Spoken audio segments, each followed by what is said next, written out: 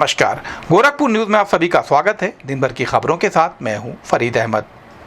नेपाल के काठमांडू में हुई बस दुर्घटना के दौरान सुरक्षित बचे 48 यात्रियों को सुनौली बॉर्डर से जिला प्रशासन द्वारा गोरखपुर क्लब लाया गया। यहां पर उनके ठहरने की समुचित व्यवस्था की गई।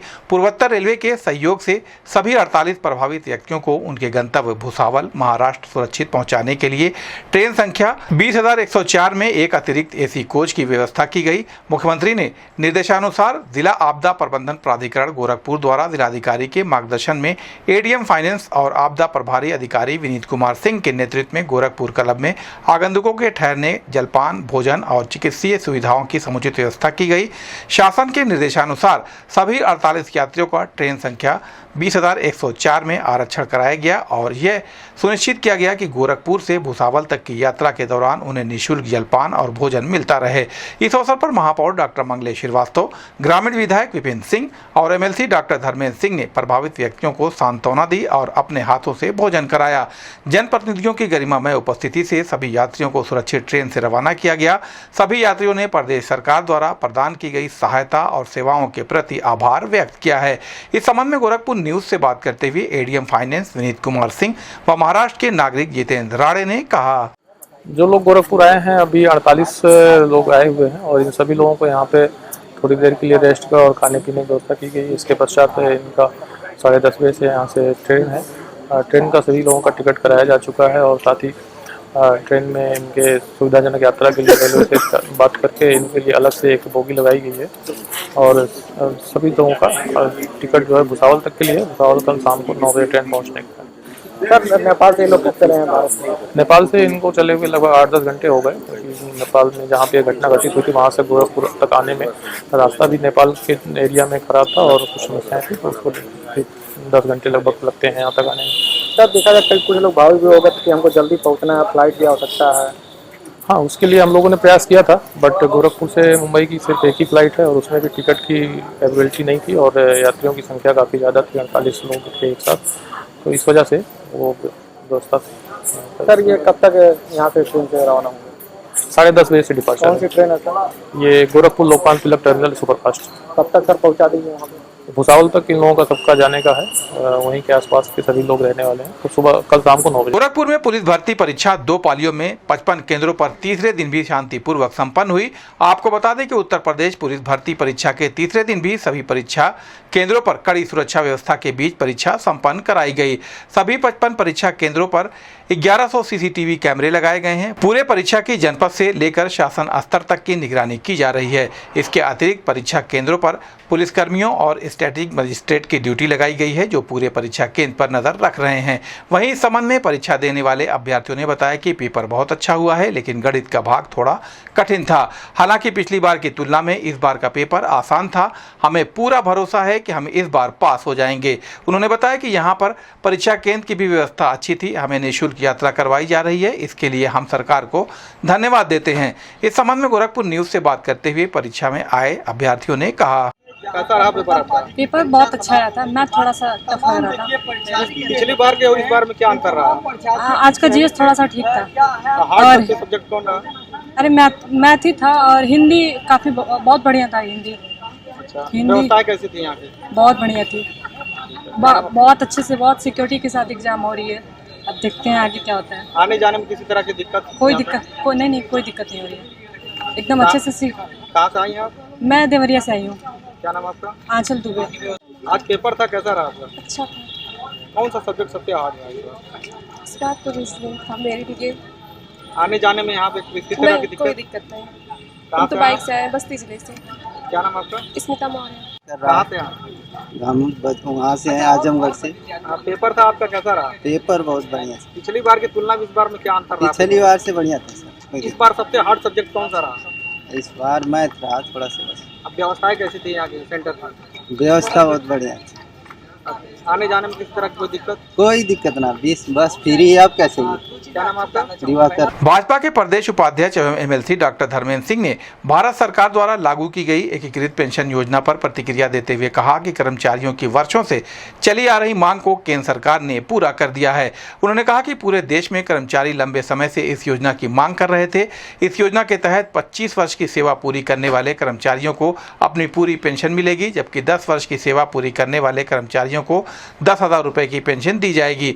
उन्होंने इस निर्णय के लिए प्रधानमंत्री नरेंद्र मोदी और मुख्यमंत्री योगी आदित्यनाथ को धन्यवाद दिया। इस संबंध में गोरखपुर न्यूज से बात करते हुए भाजपा के प्रदेश उपाध्यक्ष व एमएलसी डॉक्टर धर्मेंद्र सिंह ने कहा, निश्चित रूप से भारत सरकार ने बहुत लंबे समय से जो मांग चल रही थी उसको पूरा किया है और मैं देश की सरकार को, हमारे देश के यशस्वी प्रधानमंत्री नरेंद्र मोदी जी की, उनकी सरकार को इस बात के लिए बधाई देना चाहता हूं कि उन्होंने जो लंबी सरकारी कर्मचारियों की मांग थी उसको पूरा किया है। जो 25 वर्ष अपनी सर्विस पूरी करेंगे उनको पूरी पेंशन दी जाएगी और अगर 10 वर्ष में कोई सर्विस छोड़ रहा है तो उसको भी मिनिमम 10,000 रुपये महीने की पेंशन देने की स्कीम की घोषणा की। एसपी सिटी कृष्ण कुमार बिश्नोई ने कृष्ण जन्माष्टमी के पूर्व जनपद के विभिन्न थानों में से गुम हुए 267 मोबाइल फोन को सीसीटीएनएस की मदद से खोज निकालकर उनके असली मालिकों को सौंपा है। गुम हुआ मोबाइल फोन पाकर सभी मोबाइल मालिकों के चेहरे खुशी से जगमगा उठे। भारत सरकार द्वारा शुरू किए गए CEIR पोर्टल के माध्यम से और गोरखपुर के CCTNS मॉनिटरिंग सेल के प्रयासों से गोरखपुर पुलिस ने 43,44,831 रुपए की कुल 267 मोबाइल फोन बरामद करने में सफलता प्राप्त की है। गोरखपुर पुलिस अब तक इस पोर्टल की मदद से CCTNS मॉनिटरिंग सेल द्वारा लगभग 93 लाख रुपए की कुल 547 एंड्रॉयड मोबाइल फ़ोन बरामद कर चुकी है। आज बरामद किए गए 267 मोबाइल फ़ोन में से सबसे अधिक 57 मोबाइल फ़ोन कैंट थाने, 38 मोबाइल फ़ोन शाहपुर थाने, 19 मोबाइल फ़ोन बड़हलगंज थाने, 17 मोबाइल फ़ोन पिपराइच थाने, 16 मोबाइल फ़ोन खोराबाद थाने, 15 मोबाइल फ़ोन एम्स थाने, 15 मोबाइल फ़ोन रामगढ़ताल थाने, 13 मोबाइल फ़ोन गगहा थाने और 13 मोबाइल फ़ोन गोरखनाथ थाने से बरामद किए गए। पुलिस लाइन में आयोजित एक प्रेस वार्ता में पुलिस अधीक्षक नगर कृष्ण कुमार बिश्नोई ने बताया कि CEIR पोर्टल की मदद से गोरखपुर की CCTNS मॉनिटरिंग सेल टीम ने अब तक 547 मोबाइल फ़ोन बरामद किए हैं, जिनकी कुल कीमत लगभग 93 लाख रुपए है। सभी बरामद मोबाइल फ़ोन को उनके असली मालिकों को सौंप दिया गया है। मोबाइल फ़ोन पाकर नागरिकों ने गोरखपुर पुलिस को धन्यवाद दिया है। इस अवसर पर CO Cantt Anshika Verma, CCTNS के प्रभारी अजीत सिंह सहित अन्य थानों के CCTNS कर्मचारी भी उपस्थित रहे। इस संबंध में गोरखपुर न्यूज से बात करते हुए SP सिटी कृष्ण कुमार बिश्नोई ने कहा, जनपद गोरखपुर में central equipment identity register CEIR portal है, उस पर ट्रेसेबिलिटी डिटेल्स डाल के हमारे जितने भी कंप्यूटर ऑपरेटर्स हैं जो पीछे खड़े हैं, जो ग्रेड A के, इन लोगों द्वारा किसी व्यक्ति का मोबाइल, चाहे वो खोया हो, चाहे मोबाइल चोरी किया गया हो, या मोबाइल छीना गया हो, इस तरह की तमाम परिस्थितियों में इनके द्वारा उस ट्रेसेबिलिटी डिटेल्स को CEIR पोर्टल पर डाला जाता है और उसके बाद में जब भी कोई व्यक्ति सिम उसमें डालता है उसके आधार पर उससे कांटेक्ट करके मोबाइल ट्रेस करने का प्रयास किया जाता है। इनके द्वारा इस बार बहुत ही सराहनीय प्रयास किए गए हैं, जिसके माध्यम से इस छठे चरण में कुल 267 मोबाइल 267 मोबाइल्स हैं, वो आज आम जनता को कृष्ण जन्माष्टमी के पावन पर्व से पहले इनको हैंडओवर किए जा रहे हैं। इसमें कई मोबाइल जिनकी कीमत 1.25 लाख से भी ज़्यादा की है। अभी तक कुल 92,86,000 करीबन 93 लाख रुपए के आसपास के मोबाइल फ़ोन्स हैं, वो गोरखपुर पुलिस द्वारा आम जनता को वापस उनके लौटाए जा चुके हैं विभिन्न चरणों में, और जिसमें टोटल मोबाइलों की संख्या जो है वो 547 मोबाइल्स हैं, 547 हैं। तो ये हमारे कंप्यूटर ऑपरेटर्स हैं, इन्हीं की मेहनत है, इनका सराहनीय कार्य है, जिनके माध्यम से जनता के मोबाइल जो खोए हुए हैं, चोरी हुए हैं, छीने गए हैं, उनको वापस दिला के उनके चेहरे पे खुशी का जो है। ये मोबाइल कहाँ से बरामद हुए? ये मोबाइल कई ऐसे मोबाइल है जो यहाँ से झारखंड भी चले गए हैं, उनको भी वापस मंगवाया गया है। देश भर में विभिन्न जगहों पे ये मोबाइल विभिन्न प्रदेशों में यूज किए जा रहे थे, जिनको यहाँ डाक के माध्यम से या स्पेशल मैसेंजर भेज के उनको रिकवर करवाया गया है। इसमें काफ़ी लेंदी प्रोसेस है, काफ़ी हार्डवर्क के बाद में एक व्यक्ति का चाहे वो 1.25 लाख का मोबाइल हो, चाहे 5,000 का हो, क्योंकि पुलिस के लिए मोबाइल है, उसकी खुशी से जुड़ी हुई चीज़ है। तो गोरखपुर पुलिस द्वारा एक पॉजिटिव, पुलिस की भी एक पॉजिटिव इमेज और जनता में भी एक अच्छा कदम जब जनता को दिखे, और एक अवेयरनेस जगाने के लिए कि अगर आपका मोबाइल खो जाता है तो आप CEIR पोर्टल पे स्वयं भी जाके लॉगिन कर सकते हैं, या फिर जो पास का नियरेस्ट पुलिस स्टेशन है वहाँ पे जाके अपनी सूचना दें, आपको मोबाइल रिकवर कराने के पूर्ण प्रयास है। भारतीय जनता पार्टी महानगर गोरखपुर के कार्यकर्ताओं ने प्रधानमंत्री नरेंद्र मोदी के मन की बात के 113वें संस्करण को सुना। इस दौरान गोरखपुर नगर विधानसभा के मालवीय नगर मंडल के बूथ नंबर 415 शक्ति केंद्र गोपलापुर वार्ड में आयोजित कार्यक्रम में प्रदेश उपाध्यक्ष व विधान परिषद सदस्य डॉक्टर धर्मेंद्र सिंह ने भी भाग लिया। एमएलसी डॉक्टर धर्मेंद्र सिंह ने कहा कि प्रधानमंत्री मोदी ने हमेशा की तरह इस बार भी विभिन्न क्षेत्रों से जुड़े मुद्दों को सामने लाने का महत्वपूर्ण कार्य किया है। उन्होंने राजनीति में पारिवारिक पृष्ठभूमि के महत्व पर चर्चा करते हुए उन परिवारों के युवाओं को भी राजनीति में आने के लिए प्रेरित किया है जिनकी पृष्ठभूमि राजनीति से जुड़ी नहीं है। इसके अलावा प्रधानमंत्री ने हर घर तिरंगा अभियान में माताओं और बहनों की भागीदारी की सराहना की और आगामी त्योहारों की देशवासियों को बधाई भी दी।